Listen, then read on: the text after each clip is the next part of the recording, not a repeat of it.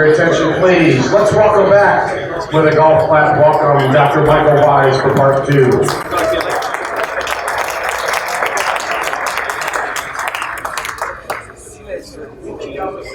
Well, it's an interesting thing to think about, isn't it? Some people do claim that there are parallels between the stories of Elvis still being alive and what happened at the time of Jesus. And so I want to talk about that with you in just a minute. I gave you that question for a reason. But before we turn our attention there, let's kind of summarize where we've arrived so far. So we can say on the basis of the textual evidence that even the people who opposed Christianity conceded that the tomb is known and the tomb was empty.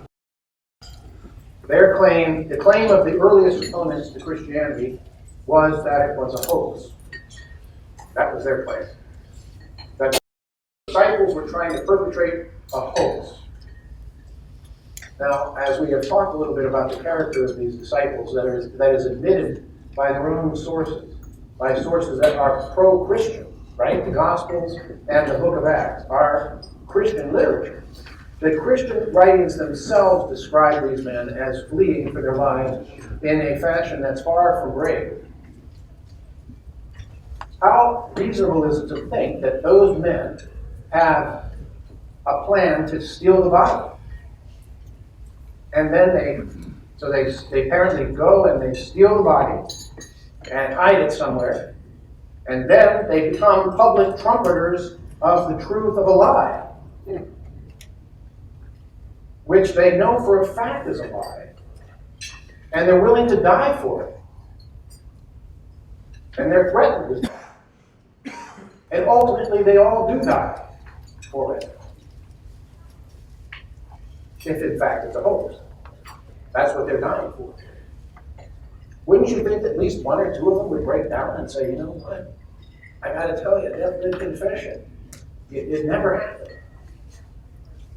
We had no such situation. They all gave their lives for this. They spent their lives, they poured their lives out, traveling around the world proclaiming the truth of this message for the rest of their lives. And so did many others who followed Jesus, not just the principal 12. How can that be explained as an outgrowth of a hoax? Do you find that reasonable and believable? Because that was the best explanation the opponents of Christianity had for the first 3 centuries. And it's an explanation that modern historians and scholars who are opposed to the truth of Christianity will still put forward in one fashion, that it was a hoax. And you say, well, why would anybody come up with that idea? Well, let's face it. They have a lot they have to explain. Because they can't deny that the tomb was empty, because even the critics concede that, and they can't deny that the tomb was known. So you're starting at a pretty bad place if you're trying to argue against the truth of the claim of the Christians, aren't you? You've got to concede that the tomb is empty. You've got to concede that people knew where it was. So no mistake was made in identifying it. They went to the right place.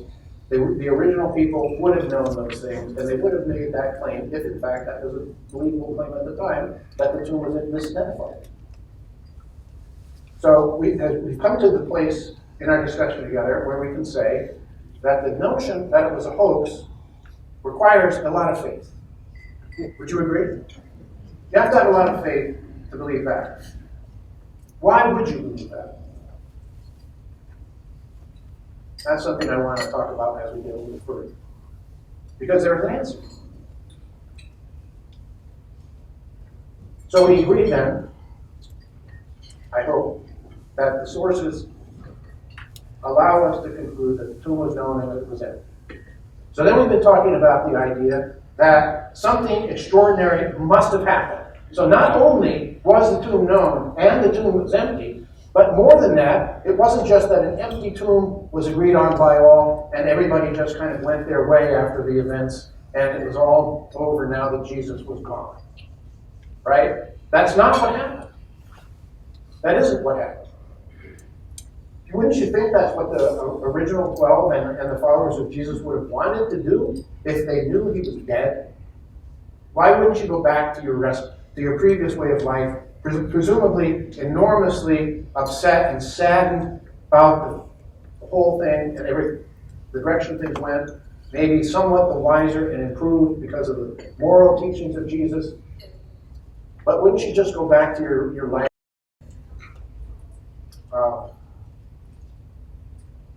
Why is it that they started to go around the world proclaiming this? Transformed from cowardly people willing basically to throw their best friend under the bus, which is what Peter did to Jesus. Transformed from people like that, and their own sources admit that was their character. Not strong character. Perhaps willing followers, but not strong character. Transformed from that into people who gave their lives. Peter, you talked about Peter. You talked about Paul, the principal persecutor of the faith. What a coincidence. He also is transformed. How do you account for that? It's reasonable to think that not just that the tomb was empty and that it was known, but beyond that, that it wasn't merely empty and everybody went home. No, something extraordinary happened in association with the fact that the tomb was empty and known. That's a separate fact, if you see what I mean. That requires explanation. And the spread of Christianity was, as an historical movement, phenomenal and without parallel. In 200 years, from maybe 5,000, 7,500, we come to 30 million. Another 50 years beyond that, it's 54 million. As Christianity becomes the official religion of the Roman Empire. So from a persecuted sect, based apparently, according to some claims, on a hoax, it becomes the official religion of the Roman Empire within 200 years of the death of the last eyewitness. That's an extraordinary thing. It's an extraordinary thing. I asked you at the beginning of our talk today to consider the question: can you think of some amazing cause and effect relationships in history, right? And Joe told us about the winning baseball team, which truly, was an amazing cause and effect situation for those involved, but probably not to the wider world. So the fact that I left and they won was one of the situations they brought up. I left coaching and then the team. It wouldn't that's something that required explanation, wasn't it? Cause and effect. Yes. Thank you for leaving, Joe. Bye now. That's true love. He brought the team victory at his own expense. But so if you think about Christianity, the rise of this faith as an historical event, you think about the death of Jesus at the center of it, claimed by the believers to be the center of it, and they all concede from the very beginning that if that event didn't happen, that what they're saying is not true. If you start from that and you ask, what has been the effect worldwide in the history of the world of that cause? I think you could make the argument that the resurrection of Jesus has had an impact second to none in the entire history of humanity. Just as an historian who's secular, you could say that. Even if it's not true that he died and was risen, the claim that it was true and the belief that it was true and the consequences of it, let's just say we don't know if it's true at this point in our discussion, right? We're investigating that. The consequences of it are second to none. I challenge anybody to name another event in the history of the world that has had an impact comparable to that of this event. Let me just give you a short trajectory in one direction from that event. So, because of this event, 1,500 years later, we have the rise in Europe of science, right? We have the scientific revolution that takes place late 1500s, middle, up into the 1600s, right? The so-called scientific revolution. Most scholars agree that that's the greatest thing in the last 500 years of human history. The greatest event, if you want to say it, if you want to call this an event. The discovery, the rise of science, right? And if we look at our world and the impact of science on our world, and we look at how we are today and how we live today compared to how we lived in the year 1500, as we sit here eating literally like a king and a queen would have eaten in those days on their best day, right? We would have to say that the impact of science has been unbelievable on human history. But it never would have happened if it had not been for Christian belief, because as you can show, it never arose anywhere else. It arose only in Europe. Why did it arise in Europe? It didn't arise in the Far East. It didn't arise in Africa. It didn't arise in the Middle East. It didn't arise in any other place in the world. It arose one time in history in one place. And what was it about that place? It was the fact that the people there were followers of Christianity, and in some small communities, Judaism as well was there, right? But it was the Judeo-Christian belief that God was a God of reason and a God who could be studied. He was a God of order, a God of rules, and you could study nature in order to learn about him. It wasn't arbitrary what was to be observed in this world. There was a connection between the creator and what could be observed. That was the belief that started the scientific method, that if we study methodologically in a reasonable way this creation, we can learn about the God who created it. That was underlying the rise of science. Now, today, of course, not all scientists are believers at all. In fact, it's de rigueur to be an atheist in certain scientific circles. But when science arose, it was a Christian civilization that gave rise to it. Well, that civilization would not have been Christian if the event we're studying today had not happened or been claimed to happen. So there's just an example of how you can reason about the impact, the effect of this cause. Nothing in history, I would argue, has had the impact of this cause that we are studying. So not only was the tomb empty, and not only was it known, but something extraordinary happened. And that thing that happened that was extraordinary has had more impact on world history than anything else that's ever happened. Any other single. So maybe it's history. Not hoax. But could it be hearsay? Could it be that they just made the whole story up? Like I would suggest may have happened in the case of Elvis. I realize that maybe somebody here wants to argue differently. But I think we can actually see how hearsay can function in a way in the story of Elvis. He's still alive. Maybe that's how people said Jesus was still alive, right? 25, 30, 40 years later, people are still saying Elvis is alive. And they have his latest album. And, so is that what happened with Christianity? Were they just making up a nice story? We have to take that into account in our discussion. So let's do that kind of rapidly here. I would just put it for this way. This story is not one that the ancient world would have made up.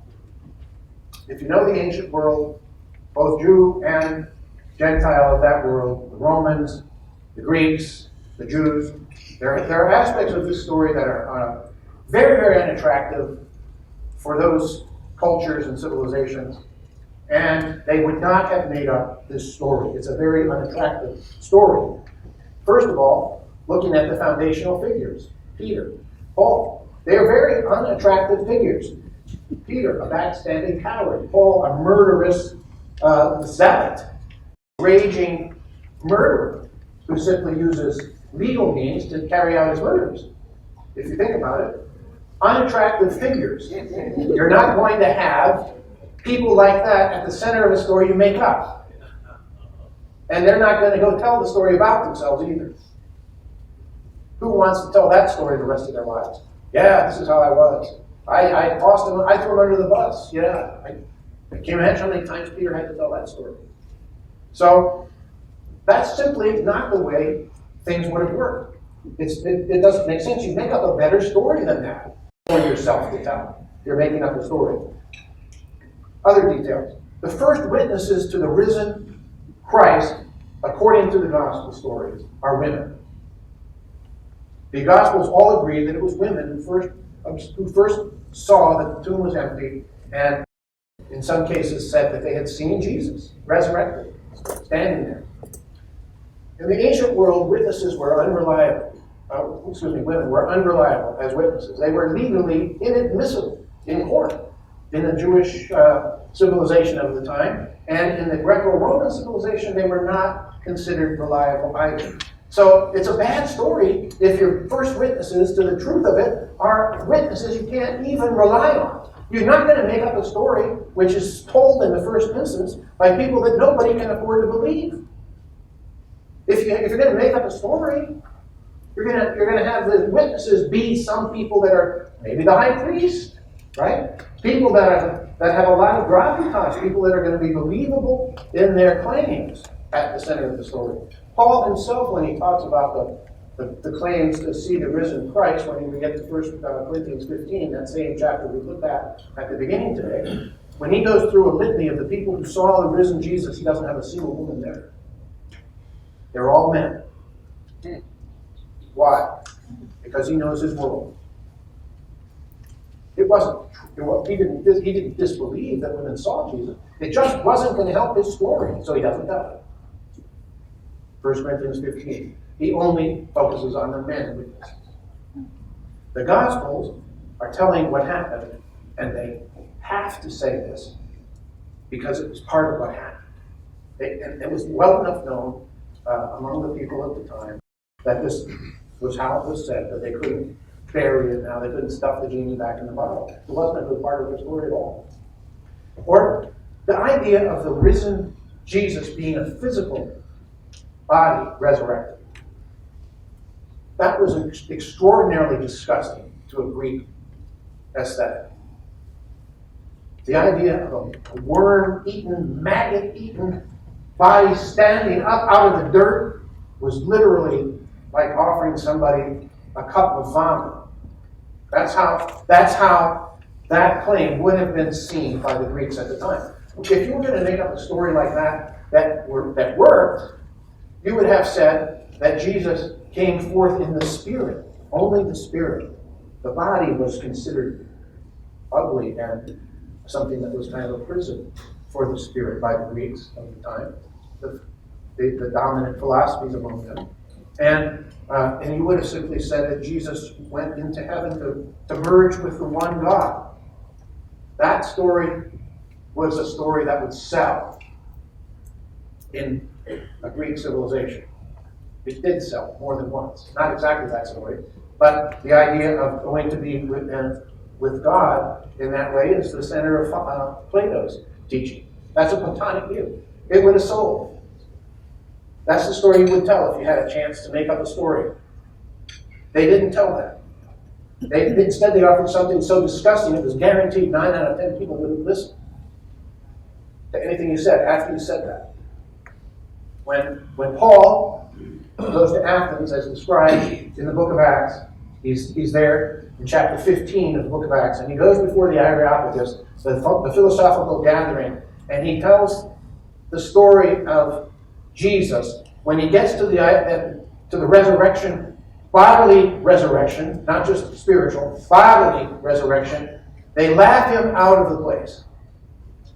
He's literally laughed out. They don't buy it. There's a couple of people that say, well, that's interesting, I'd like to hear more. But the great majority of them turn their back and say, this guy is gone. He's got nothing. We don't need to listen to him anymore. It didn't sell. So, why then would the early Christian movement double down on the physicality of the resurrection. But that's what they do. In the early writings, like the gospel, after the Gospel of John, we've got 1 John, another writing in the New Testament. And in that book, we're told that if you do not confess or believe that Jesus rose bodily, you're not a believer in Jesus. You're not a Christian. They doubled down on it. Why were they saying that? Because some people were actually saying, no, Jesus was risen only in the Spirit. They were telling the more attractive story. They wanted to believe a more attractive story. And Orthodox Christianity said, no, you believe this one, or you're not a Christian. They doubled down on it. They doubled down on the maggots. That's not something you do when you're inventing a story. That's not hearsay. That's not a successful episode of hearsay. So, where are we at this point? I think we can say that the hoax idea we've investigated is up against a very difficult set of facts, right? It's up against a very, very difficult set of facts. The tomb was known, it was empty, the people who were involved all were transformed in ways that are impossible to explain on the notion of a hoax, I would say. It's unbelievably unreasonable to argue that a hoax would account for the behavior of the people who spread the Christian movement. You have to, okay, you don't believe it. You don't believe Jesus rose from the dead? Fine. Come up with something believable then. This hoax idea is not. Well, maybe it's just a nice story. Really? Well, at the time, they would have told a very different story than they do if they were trying to make up a nice story.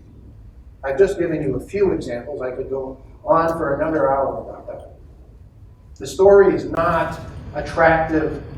It was a hard sell in the ancient world. So you can't reasonably say that the hoax idea is an attractive option. You can't really say that the hearsay idea is an attractive option. What about the idea that it's history? That it really did happen? That the things claimed were believed? I think we have to say that that's the minimum. We must concede that the people who claimed that Jesus was risen from the dead truly believed it.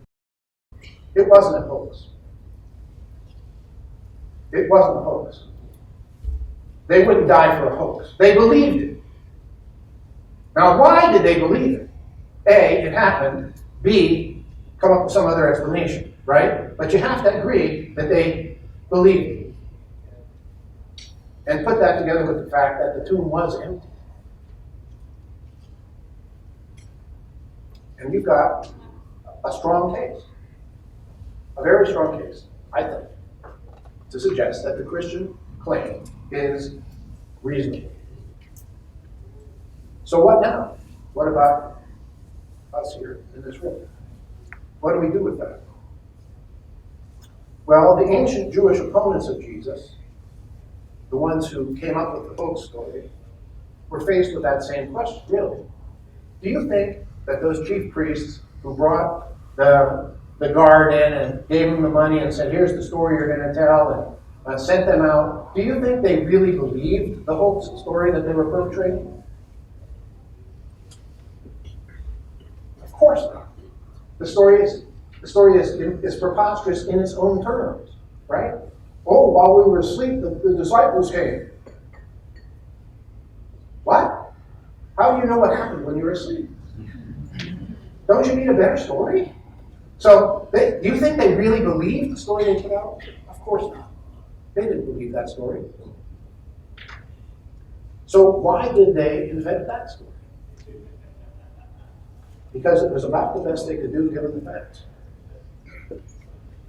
And it's the best anybody's ever done since. That is, the claim that it's hoax of some kind. And those stories are inherently unbelievable, but it's the best option anybody's ever offered, other than the one that's claimed by Christians, that it really happened. So what was going on with those Jewish opponents then? Why did they put out a story that they knew wasn't true? rather than simply deal with the claim the Christians made and consider whether it might be really right. Wouldn't that make more sense? Well, if you were there at the time, wouldn't you want to know what really happened? Rather than simply foisting this thing off and going your own way as if nothing happened? When you know that's not right, something happened. Something amazing. The fact is that they will not to believe. That's why they didn't believe.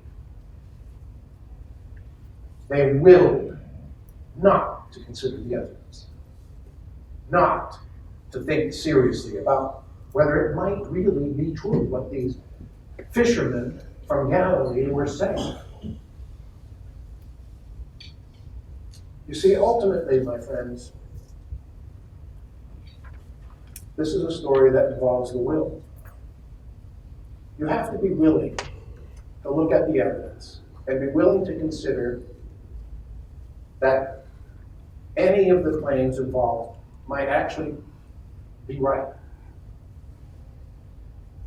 And then you can investigate the hoax story, and you can ask yourself, is that right? You can investigate hearsay options, and you can say, are they right? And you can investigate the Christian claim, and if you're open, you can ask yourself, is this right? It's very hard to doubt that it is the best explanation of the evidence that we have, if you're open to the possibility that resurrection can occur at all. So in a sense, what it will usually come down to for people in our world today is that we're not open to that. And so, even though that is the best explanation for all the data that as we've talked about it, we won't go there. Because we've crossed it off from the beginning before we even consider seriously the evidence as it is. We can say that the tomb was known and it was empty, and something extraordinary happened. We can say that no hoax option ever offered by the original people at the time and subsequent scholarship has ever been at all believable. We can say that no hearsay story that's ever been brought forward has had any element of attractiveness if you understand the ancient world on its own terms. It might sound good to a modern 21st century audience. Yeah, I think they took him down off the cross while he was still alive and dragged him into a cave and later he married Mary and they had stuff like claims like that, the so-called passion plot. But those are utterly unbelievable if you know the ancient world on its own terms. So we can say that. So we're down to a matter of probability here. What is the most probable explanation for what happened? What is reasonable to believe? And that's where I want to bring you this morning as we close.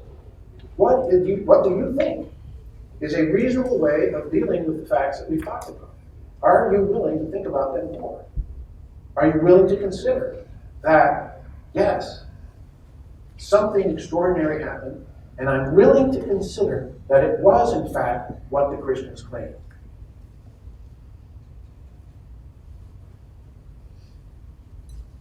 If you are willing to think about things that way, then we'd love to talk further. Faith Church folks here, myself, we'd all love to talk further with you today and on other occasions. We would love to have contact with you, get your information. Joe can talk a little bit more about that. And I would invite you to think very seriously about being willing to go further with this. Would you even be willing to become a follower of Jesus? You see, it's not an unreasonable faith at all. Central event. There can be things wrong with things Christians say and do and believe, but the central event is very, very reasonable.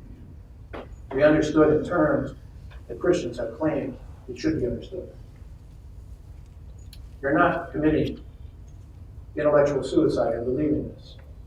it's a very reasonable set of things to believe. Thank you very much.